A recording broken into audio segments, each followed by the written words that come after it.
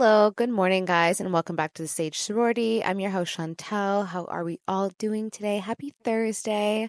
Hope you're having a beautiful week, and I hope your July is going smooth thus far. A little catch up with me. We've been having fab weather, so no complaints on that. I feel like I'm slowly getting back to my groove since being on vacation in Greece. I've just been keeping a low profile and just at home working. I posted a Substack article yesterday, so I am going to be more active on Substack. So give us a subscription. You can find us at the Sage Sorority, and the link should be on Instagram. If you follow the Sage Sorority on Instagram, the links will be there.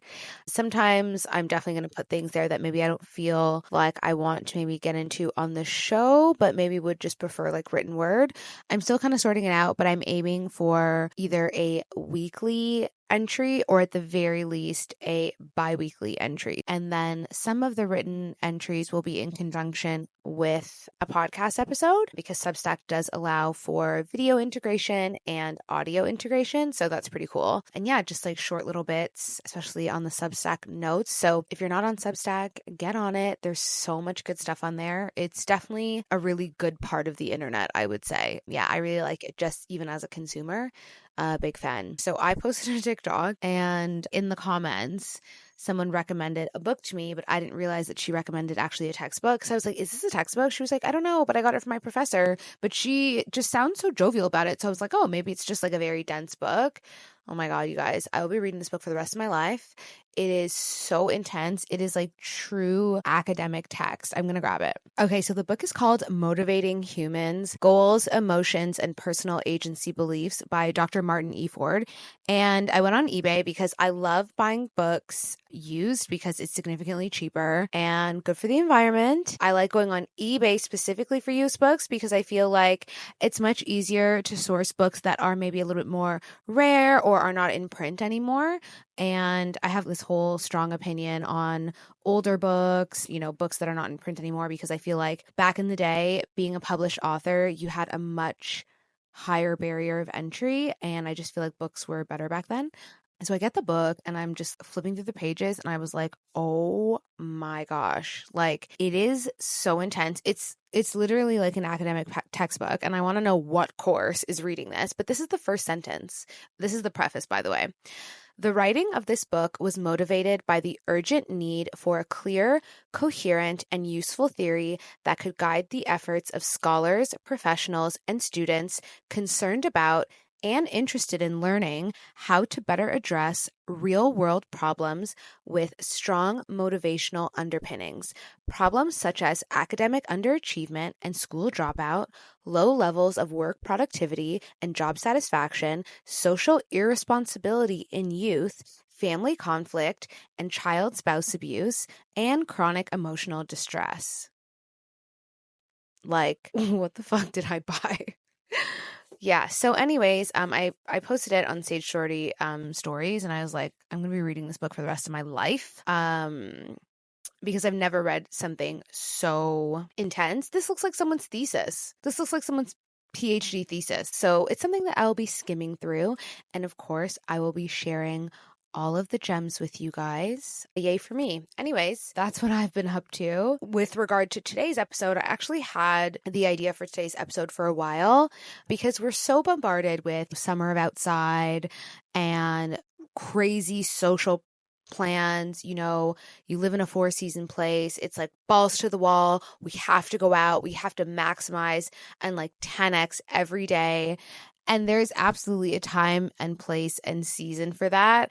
I just want to add a maybe nuanced and different perspective on what summer can look like. I know that everyone's in their hot girl summer era, and don't get me wrong, if that is your vibe, you should absolutely be going for it, doing it, and seizing the day. The days are not longer by accident, babe. So get your ass in those streets.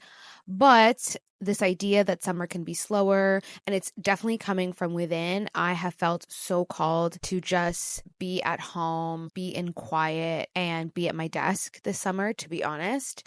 And I know that sounds rich, maybe because I traveled a lot during spring. I just feel it coming on and I just want to honor that. And there's a really great quote from Lamott that says almost everything will work again if you unplug it for a few minutes, including you. That's kind of what today's about, like on a grand scale, like using the summer to unplug.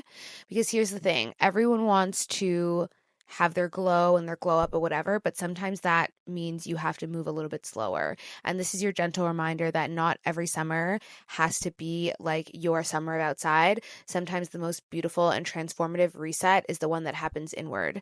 So today we're just talking about reclaiming the softer side of summer. We're going to talk about using this season as a time for emotional integration and a real spiritual reset. Because honestly, summer does not have to be loud, fast, and or performative. Let's just be real. It can truly be sacred and, just a moment to just be. So I've got my coffee. I hope you have yours. Let's get into it. So there is a collective pressure that we all really put on ourselves every single summer. And this actually never changes. Obviously, we are cooked into believing that summer is wildly important because of school, right? This was our long time off. And naturally, parents fill their child's lives with lots of plans. And I feel like this happens every year, even as adults. And some can say it happens in June, but actually in Europe, I feel like it happens earlier. Like, definitely as soon as the sun starts to peek out in London, like late March, early spring, everyone is talking and thinking about summer. I will say, I feel like the summer season in Europe is very extended. You can definitely start summer trips in May. Easter is a huge vacation time for a lot of people. And we all know that September has basically become a mini August. So yeah, I just feel like it's very extended here. And there's like this collective panic that you need to be outside, you need to go out every single day, you need to maximize every ounce of sun, and like your entire social life and self-worth and year like hinges on it. It's very intense. I just, like I said in the intro, I just don't feel that intensity this year. And I'm not against it. I think it has a time and a place. And I've had that summer of 2023, I traveled a lot. In August of 2024, I traveled a lot, which I mentioned in the solo trip episode. But it's like, I also think summer is a great time to be present. Like the days are longer. You want to spend more time outside. 70% of adults feel pressured to make summer plans even when they don't want to. And that's from the American Psychological Association. It's just like, that's insane. 70% of adults, when they don't want to, that's crazy, guys. Like, we can't be doing this kind of stuff. We've been conditioned to believe that summer success looks like a packed calendar and just in this constant state of doing. But honestly, it's just a culture of doing more when sometimes we need to be doing less. So here is something I will ask you. When you are going out or when you are committing to things, especially during the summer, are you just chasing the memory or are you just not wanting to be left out? There's a difference between experiencing summer and then performing it. And I think a lot of us sometimes, especially with social media, we're just performing it. It's like, if you didn't have a Euro summer, did you even have a summer? Like the fact that even Euro summer is a thing, that's from social media. I saw an article the other day that's like US tourism is booming in Europe. Yes. And that's because of what? Social media. And I'm not here to rag on social. I love social. Will continue to be on it until I'm blue in the face. But sometimes what's good can also be bad. And we need to highlight both and be responsible when we're talking about the dichotomy of things, right? We're trying so hard to perfect the perfect summer, and we are missing also like actual summer happening in front of us, like quiet mornings. You guys know I love a slow morning with my coffee. There's nothing more I love than waking up, the sun is beaming through my window and I'm just sitting and enjoying coffee. Like that is also me enjoying summer. And that doesn't include a hangover, thank God. The unexpected conversation that runs past sunset, 9:30 pink skies. Hello, beautiful. Simple pleasure of just reading a book with your windows open. Like that is all summer as well, right? When did we decide that that just wasn't good enough? So I want to reframe this with you guys. And it's like, how can I make this summer sacred and special and important to me, as opposed to just being like, how can I make this summer like epic? Or how can I be outside all the time? So first, I want to talk about genuinely enjoying the weather. And it's not just a reason for content. Like, there is something so pure about reading outside, having the sun on your skin because vitamin D is so important, sitting outside with friends and catching up, going to Waitrose, getting some picky bits, and having some canned cocktails in the sun. Like, why are we not celebrating that more? And I know if you live in London, you're like, girl, we literally do that every day. And it's true. We really do. That's why I fucking love living here, guys. Like, things like this. Like, I love it. And if you haven't done that, if you haven't had canned cocktails in the sun in London yet, like, you're just not really living, because we love that. But even a little gardening, I'm not a gardener, but my dad loves to garden like all year round. He's so loyal to it. And from what I know from people who love to garden, like getting their hands in the soil and like tailoring something and putting their life into something that's like growing and is like an active thing, like they just feel so passionate about it. And it's a way to be very present and very grounded without necessarily like going for a walk, which is good too. Like I said earlier, like just having your morning in the sun, no phone, no agenda, just you and like that moment, doing your morning pages in the sun on your balcony, your terrace, whatever, taking the long way to the tube, taking the long walk home. These are ways to also enjoy summer that don't necessarily involve a ton of alcohol, late nights, and partying. And also a lot of money. And of course, because you guys know I love receipts, the research backs this up. Obviously, 67% of people report feeling incredibly happier after just a short time outside. And I think that's because nature doesn't ask us to do anything. It just asks us to be present, and we feel so good. Nature gives so much to us, and all it asks is that, like, we take care of it, which is a conversation for another day. And some can say this is really about just romanticizing your life, but whatever tagline you want, whatever works for it, just do it. It's nourishing. And that is the difference. This is not about romanticizing your life, quote unquote, so that you can then make a TikTok reel about it, or then you can take a picture about it and put it on Instagram, or you can like share it on Threads. Like, no, this is actually just about food for the soul. That is it. So obviously, earlier I mentioned 70% of adults feeling pressure to make summer plans even when they don't want to.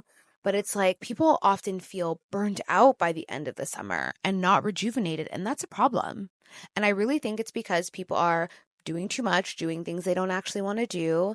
I also really feel for moms during the summer, because you want to relax and you want to enjoy, but now you still have to work full time and your kids are at home every day, bored AF, looking at you like, we want to play, we want to be stimulated, because kids are always stimulated. And you're like, yeah, I also like need to have my job. And that's tough. And I could totally see the summer actually being a really stressful time for parents. And I want to honor that. And how can we find a way to slow down, be present, and not get to September and feel completely burnt out in a time where everyone feels like you should be revved up? You know what I mean? A quick heads up that I'm opening up a few one-to-one coaching spots this summer. If you've been in your head about work, relationships, or what's next, and you just want to talk it out with someone who will actually listen and won't bombard you with a bunch of buzzwords, this might be for you. Honestly, summer is the perfect time to reset. Things slow down, inboxes get a lot more quiet, and that space can either spiral into overthinking or be the moment where you finally shift something in your life. You can book a one-off session with me or a monthly series. All the details are in the show notes. I look forward to talking. Bye. So I also want to add in more connection. And although summer is a very social season, I would say it's right up there with, Christmas. I want to challenge you to dive in more to your one-on-one catch-ups where you actually are listening to each other speak. And remember, being a good listener is not just waiting for your chance to speak, it's actually just retaining what's being said. Also, some solo adventures where you can follow your own curiosity without compromise. You guys know I live, laugh, love a solo experience. Phone-free dinners, try it out. Like, phone goes on true sleep mode for an hour, no matter what. After the hour's done, then we can pick up our phone and just see where the conversation goes. Challenge yourself. Gandhi said there's more to life than increasing its speed. And when I read that, I've heard it before, but when I read it again for this episode, I was like, oh, you're so right. It's a really good quote to engage when you feel yourself just getting caught up in any type of rush. Sometimes when I'm rushing, firstly, when I'm rushing is when I always forget things and I always feel like I'm missing something. And it's just like, you know what? It is okay. Like, maybe I'm going to be late. Maybe they'll be annoyed. Maybe I'll miss the train. Like, it is okay. Like, take my time and get there. There's also something very confident about not rushing. Like, you can't be rushing down the street and look confident. You look frazzled. You look out of body. There's nothing like just taking your time. Like, actually, I don't need to rush through this moment. This is the only moment that matters. This moment to the next moment. That's it. And I know that sounds very like existential, but it's true. So I challenge you to not rush and trust that the best connections can happen when you slow down and take each moment as it comes. I also want to talk about the evenings because I know that this can be the time when people get a little stir crazy, they get a little cabin fever, especially if you work from home.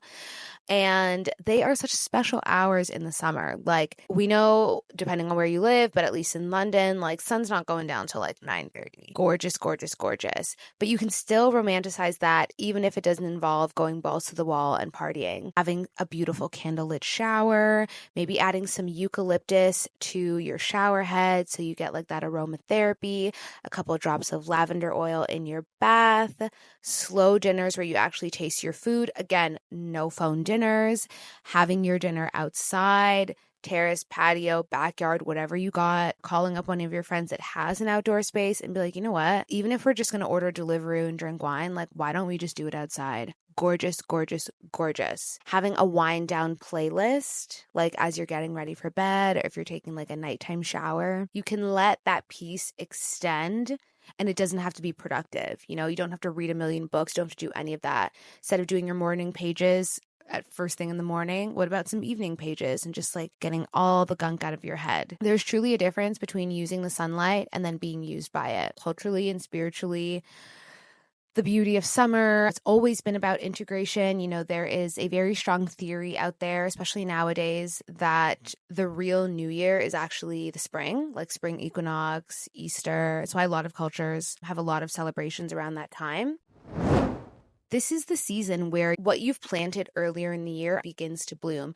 And this is also a really good season for you to pedal to the metal if you feel like the first quarter of the year hasn't been what you wanted it to. We're now in a halfway point, and a lot of people take their foot off the gas in the summer. And I remember hearing Gary Vee say years ago that he's like, actually, I don't take holiday in August at all. That's literally when I reset, because at least in September, I've already had a month when everyone is just starting to catch their bearings. And I don't necessarily, this isn't like a girl boss episode, but it's twofold, right? You can look at summer reset as slowing down, and then you can also look at it as I'm going to use this time to refocus instead of just like defocusing everything, if that makes sense. And you can think about it. Farmers don't plant new crops in July. They just tend to what's already growing. They water, they wait, they trust the process. And it's just an interesting way to approach your own personal growth instead of maybe constantly taking on new things and new habits, new versions of yourself. Can we nurture what is already taking root? Can we nurture the things that we said we wanted to do in January, in February, when the weather was cold and the days were short? The energy of summer can be incredibly fertile if you want it to be. It is truly abundant, and it's about receiving the fruits of your earlier labor and maybe adding in a little bit more oomph if you need more. What if your next breakthrough didn't come from a mastermind or a productivity hack or another goal setting, but from a barefoot walk and a notebook in the sun? What if the wisdom you've been seeking is just waiting for you in the stillness? I'm a very big fan of cutting out the noise, and I really feel like I've been like emotionally feeling that to my core lately. I would say over the last like 6 weeks, just like, no, I don't want to do that. I'm not going there. Like just saying, not necessarily saying no to a lot of things, but just being in silence a little bit more, if that makes sense. I think that summer can really invite us to trust that growth doesn't always have to look like effort, but it can. Sometimes it truly looks like taking a big step back. Like maybe for you, you're not taking a step back. Like I don't feel like I'm taking a step back at all. I really feel like I'm revving up. But socially and maybe on the outside, I could see that it seems like I've retreated a little bit. And I'm perfectly fine with that. Sometimes it looks like rest. Sometimes it just looks like sitting in the sun by yourself and thinking. And we know that in this capitalist society, a world that literally profits from you being in a rush, choosing to slow down is one of the most radical acts of Of course, you guys know I'm never going to have an episode without practical tools and really good takeaways that you can implement. I've got some books for you to get your mind going if this podcast is not enough.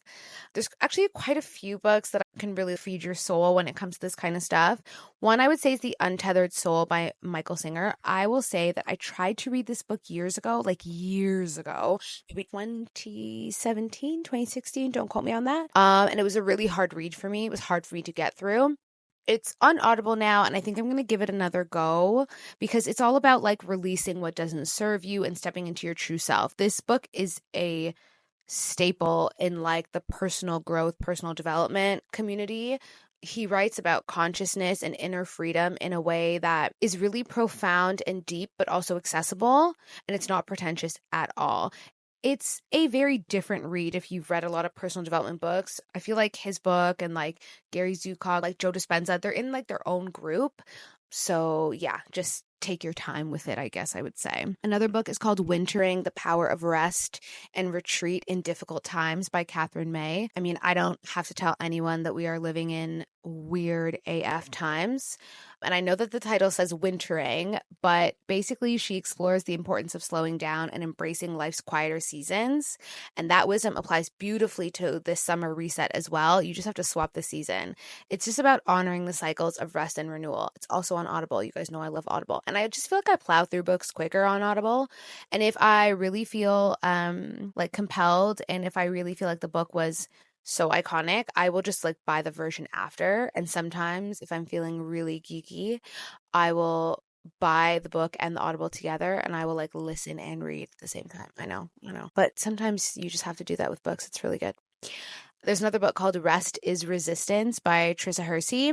If you have an issue with rest, and if you are someone who consciously or subconsciously associates rest with laziness or rest with not doing enough or rest with unproductivity, this is going to be a game changer for you.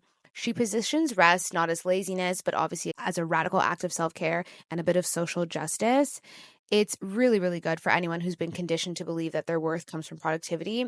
Highly recommend. And then some of the gentle practices that I want to mention that I've already talked about, but just for reiteration.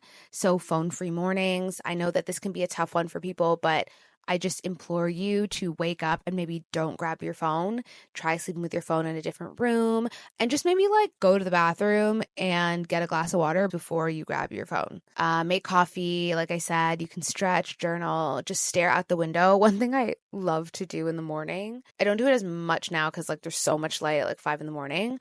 But I'm a big fan of like getting morning sun on my face early. And whenever I'm with my niece and nephew and I'm waking them up, I will take them, like wake them up slowly because I'm not into like harsh wake ups, especially for children. I think it's like really cruel. And I will take them to the window and like open up the blinds and let their eyes get adjusted to that before like any type of screen or anything else. And just cuddle them and ensure that they get that morning vitamin D like to their eyes and to their face. I don't know. It's very holistic, but I'm a big fan of it. Journaling. So obviously we talked about morning pages and we talked about evening pages, but what about journaling during golden hour? Like so beautiful. How about you journal outside? Again, beautiful. Like that pink sky that we get sometimes. Absolutely stunning. Just let your thoughts flow. At the end of the day, guys, you're only going to be as young as you are right now. You are going to want those memories. We're never going to have enough pictures and thoughts and pen to paper. So get it done. Or go outside, sit in the park, sit on your balcony, sit on your sidewalk, and just make a video to yourself. Just be like, yeah, today is July 10th. It's 9 a.m. and I'm just soaking up the sun. It's a beautiful day. And I love my life. You're going to like 2 years from now when you see that video, you're going to be like, wow, or I look really good, or wow, I was really going through it those times. I'm so glad that time in my life is over, like whatever it is. If you're a grounding person, highly recommend. Grounding is basically like feet to earth, 10 minutes on the grass. Hopefully it's clean. Dogs, just to feel the earth under your skin. It's not really about exercise. It's just about connection to your body, to the ground, and to the present moment. It also really helps if you are someone who suffers from anxiety. Grounding is that girl. And this is one for more of like my content creators, my marketers. I challenge you to a no content day every week, like a full day, dinner, friends, whatever, and you're not documenting any of it. Like you're not even thinking about grabbing your phone. You're not capturing anything. You're just enjoying the moment. I truly believe you can enjoy the moment and capture, but it is just a practice in us, like maybe leaving our phones sometimes. I can literally hear my neighbors singing. Wait, are they singing or is that a song? Hold on. Okay, they're not singing. He just literally has the window open and he's just vibing to music, and I love that. I love that. See, there's so many ways to just enjoy the summer, and that's peaceful. So, just to wrap up today, I hope you guys have been inspired, or at least I gave you a different perspective on what summer can look like. Slow, soft, sexy, and it doesn't have to be about laziness. It can truly just be about alignment. Like I said earlier, in a world that really profits from your go, go, go, your hurry, hurry, hurry, your not pretty enough, not cute enough, not smart enough, not tall enough, not rich enough, choosing to slow down can be and is a very radical act. Softness is revolutionary, and in a society that says more is always better, choosing just enough can be incredibly wise. So I want this summer to be one of a lot of joy, laughter, and love. Embody it wherever you go, but also let it be the season if you feel like you are chasing to stop and position yourself to be in a position of receiving. Let it be a time where you remember that you don't have to earn your peace. You already deserve it. And honestly, guys, if any of this brought up a little bit of a resistance for you, that is completely normal. We have been really conditioned, like I said earlier, to believe that rest is earned and softness is weakness and meekness. I actually mentioned this in a TikTok earlier this week about clarity and confidence. You guys know how I feel about that. So I'll link it down below. But it's strength. Like choosing presence over productivity is one of the most powerful things you can do. Unplug, rest in the sunlight, trust the process, let yourself bloom in your own sweet time. Let this be a time of rejuvenation, even when it comes to work, and make the summer your own time, not anyone else's. I hope you guys enjoyed this episode. It was quite peaceful, I must say. And let me know how you're planning to enjoy your summer in the way that feels right and not in a way that feels like you're posturing or you're doing it for socials. I am away this weekend, just outside of London, and I think I'll be around for the rest of the month and pretty much most of August as well, and I'm truly looking forward to it. This is exactly where I want to be, and I don't feel compelled or pulled in any direction, and I love that for me, and I invite you to do the same. I hope you guys have a beautiful weekend. Enjoy your Thursday. I will talk to you guys next week. I love you so much. Bye.